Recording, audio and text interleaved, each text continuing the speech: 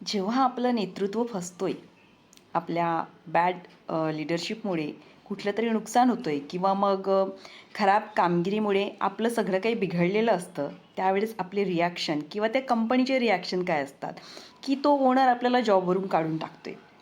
तर सेम हे स्टीवसोबत घडलेलं. जेव्हा स्टीव ॲपल कंपनीमध्ये काम करत होता, त्यावेळेस ॲपल कंपनीने त्याला डच्चू दिले.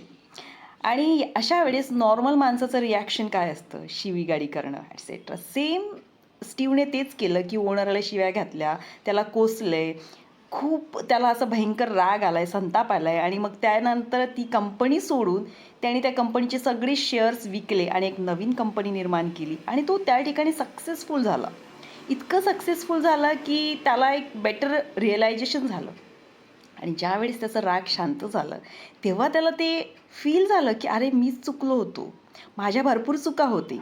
मग त्या चुकांवर त्याने मात केली आणि त्याच्यानंतर स्वतःला प्युरिफाय आणि करेक्ट करून पुन्हा एकदा नव्याने आयुष्य सुरू केलं.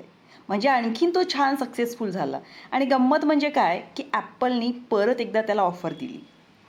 आता अशा ठिकाणी समजा आपण असतोय, तर आपण त्या ठिकाणी रिव्हेंज घेण्याचा प्रयत्न केला असता, की अच्छा याने त्यावेळेस माझा अपमान केला होता, आता मी याची ऑफर का स्वीकारू? आणि आता तर मी सक्सेसफुल आहे, आय एम कपेबल. पण या ठिकाणी त्याचा अहंकार तळाला गेला होता. त्याने ऑफर ॲक्सेप्ट केली आणि ॲपल कंपनीमध्ये परत एकदा त्याचं एक्सलंट असं वेलकम झालं आणि पुन्हा नव्याने सगळं छान सुरू झालं आहे. म्हणजे या ठिकाणी तुमचं अहंकार महत्त्वाचं नाही आहे, तर आपल्या चुका फाइंड आउट करून त्याला करेक्ट करणं फार महत्त्वाचं आहे. आणि हे स्टीवने त्यावेळेस शिकलेलं.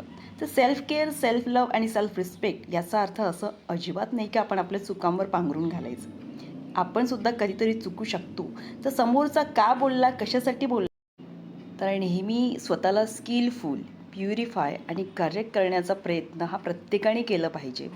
चुका समोरच्याच्या असोत की स्वतःच्या असोत, पण माझं काय रिस्पॉन्स असलं पाहिजे आणि मी काय करायला हवं, हे जर आपण स्वतःवर फोकस केलं आहे, तर आपली इम्प्रूव्हमेंट होणार आणि आपल्यासोबत आपल्या कंपनीचं किंवा आपल्या रिलेशनशिपचं आणि हे गुण प्रत्येक ठिकाणी कामात येतं. जेव्हा तुमचा अहंकार हा तळाला साचतोय, त्यावेळेस तुमचं जॉब, तुमचं ॲटमॉस्फिअर, तुमचं रिलेशनशिप, तुमचं व्यवहार सगळीकडे हे खूप सुंदर असं नातं तयार होतं आणि हे इतकं स्किलफुल आहे की तुमच्या ग्रोथला कोणीही थांबवू शकत नाही.